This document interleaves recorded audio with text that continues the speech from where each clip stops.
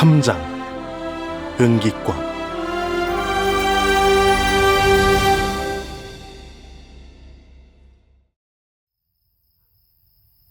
깊은 밤이 되자 통통한 소녀는 울다가 지쳐서 잠이 들었다. 잠든 후에는 그의 코 고는 소리가 천둥처럼 방 안을 뒤흔들었다. 그 소리에 집중력을 잃은 맹호는 아쉬워하며 책을 덮었다. 몸은 피곤했지만 정신은 전혀 없이 맑았다. 이 책에 담긴 내용은 천금보다도 값지구나. 관리가 되어 돈을 버는 것만 꿈꾸던 맹호에게 이 책은 삶의 수준을 높이 끌어올려주는 값진 선물이었다. 그렇게 맹호가 감동에 빠져 있을 때 돌연 통통한 소년의 코골이가 멈췄다. 깜짝 놀란 맹호는 가까이 다가가 소년을 살폈다. 그러자 소년이 두 눈을 감은 채로 일어나 침상에 앉더니 두 손을 휘저으며 중얼거렸다. 가서 죽어.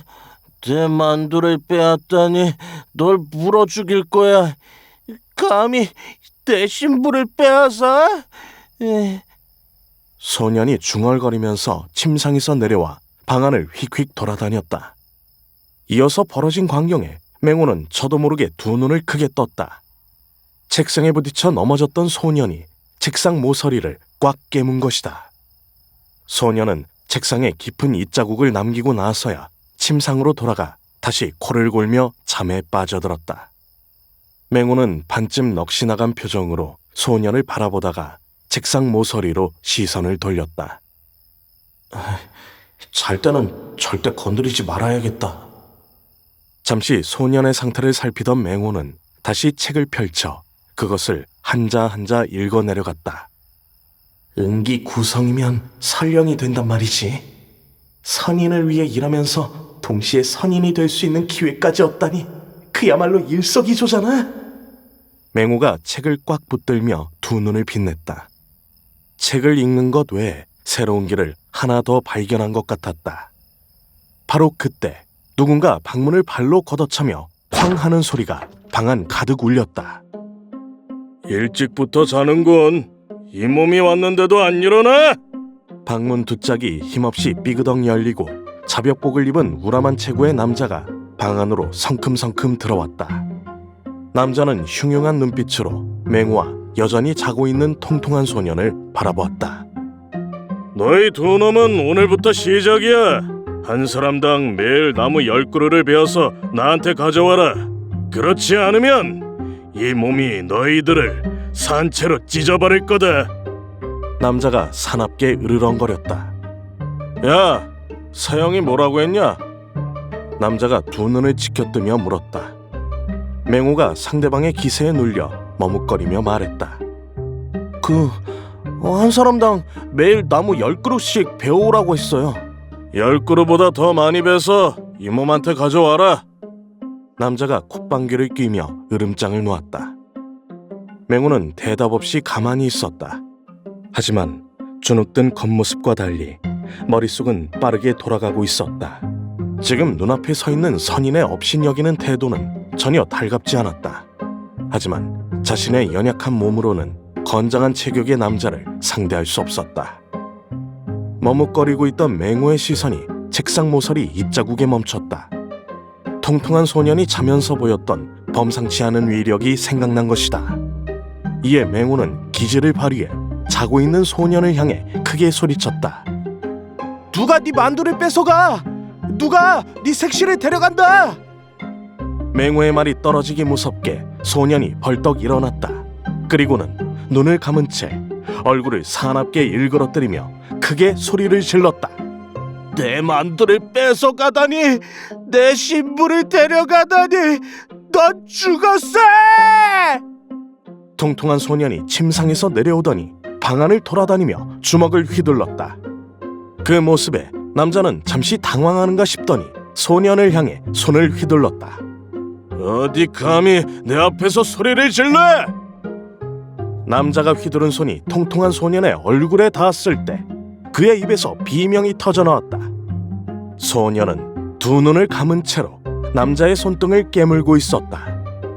남자의 반응으로 보아 절대 살짝 물린 게 아니었다. 놔, 이 자식아! 놓으라고! 사실 눈앞의 남자는 수도사가 아니라 자벽이었는데 이곳에서 자벽으로 일한 시간이 길어 신체가 건장해졌을 뿐이었다. 남자는 참을 수 없는 통증에 땀을 줄줄 흘리며 발길질을 해댔지만 통통한 소년의 입은 도무지 열릴 기미가 보이지 않았다. 참담한 비명소리가 방 밖으로 울려 퍼지자 다른 자벽군들이 몰려왔다. 시끄러워! 곧이어 밖에서 차가운 목소리가 들려왔다. 낮에 보았던 얼굴이 긴 청년의 목소리였다. 남자가 곧장 입을 다물고 몸을 떨며 고통을 참아냈다. 사형의 심기를 건드리면 너나 나나 좋을 게 없어. 빨리 이 자식 좀 떼어내봐. 나무는 필요 없으니까. 남자가 빠른 속도로 말했다. 맹호 역시 저렇게까지 사납게 깨물 줄은 생각지 못했기에 급히 소년에게 다가가 어깨를 살짝 두드리며 그의 귀에 속삭였다.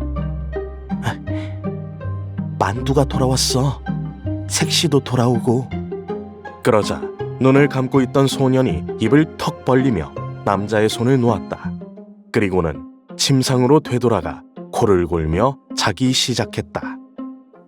남자는 두려움이 채 가시지 않은 눈으로 소년을 힐끗 바라보더니 두 말 없이 방을 나섰다. 맹호는 멍한 표정으로 황급히 사라진 남자를 바라보다가 조용히 침상으로 올라가 잠을 청했다.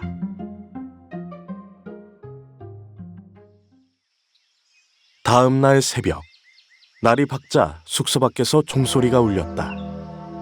종소리에는 알 수 없는 기이한 힘이 담겨 있어 소리를 듣자마자 정신을 차릴 수 있었다. 숙소 밖에서는 자벽들이 부산히 움직이는 소리가 들려왔다. 잠에서 깬 통통한 소년은 자신의 몸 여기저기 찍혀있는 발자국을 멍하니 바라보다가 자신의 얼굴을 쓱쓱 문질렀다. 어젯밤에 무슨 일이 있었나? 온몸이 욱신거리는 게 꼭 누구랑 싸운 것 같아. 맹호가 자벽복을 입으며 잠시 뜸을 들이다가 대수롭지 않다는 듯 말했다. 별다른 일 없었어. 내 얼굴이 왜 부었지? 모기한테 크게 물렸나 보다. 입술에 있는 이 피는 뭐야?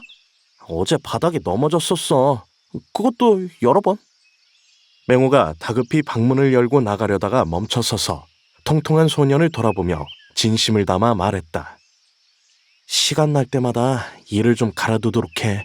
약간 뾰족한 편이 좋아. 에? 우리 아버지도 나한테 그렇게 말했는데? 소년이 자벽복을 입으며 의아한 듯이 말했다. 맹호와 통통이는 빠르게 숙소를 나섰다.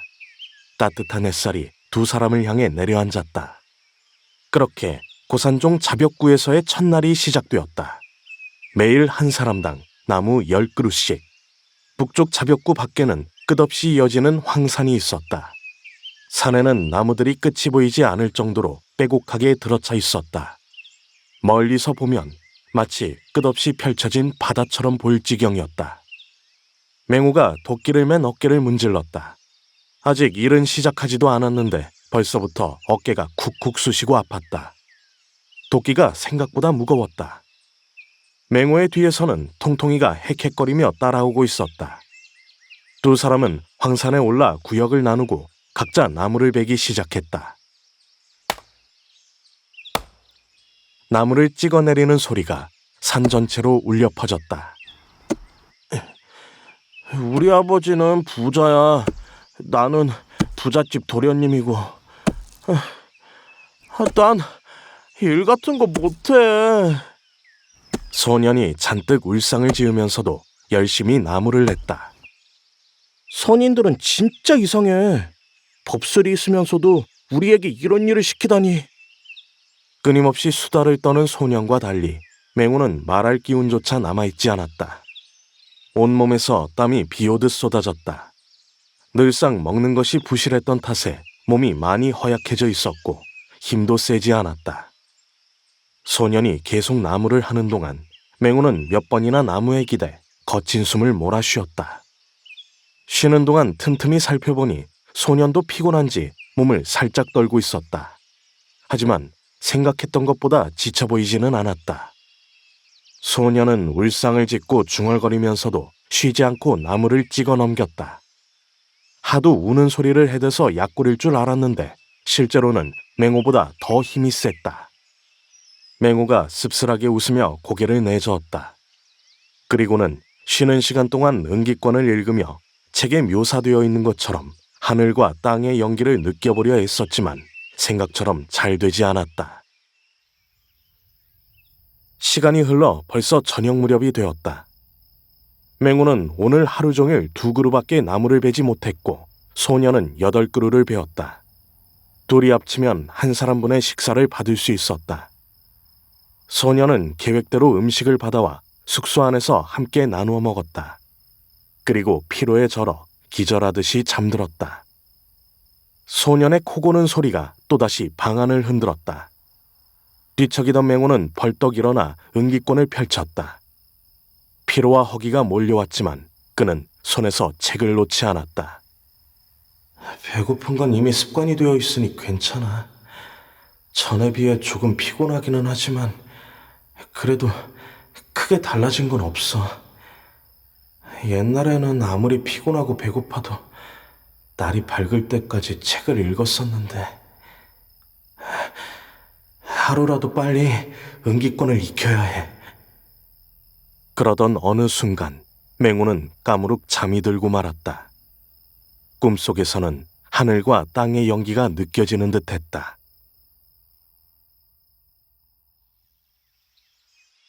새벽이 밝아오고 종소리가 들리자 맹호는 잠에서 깨어났다. 두 눈에 핏발이 서고 몸이 천근만근이었다. 하지만 이를 악물고 일어나 소년과 함께 산으로 가서 나무를 팼다. 그렇게 2달이 훌쩍 지났다. 2달 동안 맹호는 매일 조금씩 체력이 늘고 힘이 붙어 이젠 나무 4그루 정도를 팰 수 있게 되었다. 맹호는 나무를 하는 시간을 제외한 나머지 시간을 모두 천지간의 연기를 느끼는 데 썼다. 덕분에 피로는 누적되고 눈동자의 핏줄은 더욱 붉어졌다. 숙소로 돌아온 맹호가 숨을 헐떡이며 휴식을 취했다. 침상에 가부좌를 틀고 앉은 지 얼마 되지 않아 몸이 떨리며 보이지 않는 기운이 온몸 곳곳을 돌아다니고 알싸하게 살갗을 찌르는 듯한 고통이 느껴졌다. 가만히 고통을 참고 기다리자 맹호의 몸속에 한 줄기 영력이 나타났다가 사라졌다. 하지만 맹호는 자신의 몸에 나타났던 영력을 분명하게 느낄 수 있었다. 그것만으로 몸에 쌓여있던 피로가 싹 날아가고 눈에 있던 실핏줄도 줄어들었다. 맹호는 흥분에 몸을 떨며 은기권을 꽉 붙잡았다.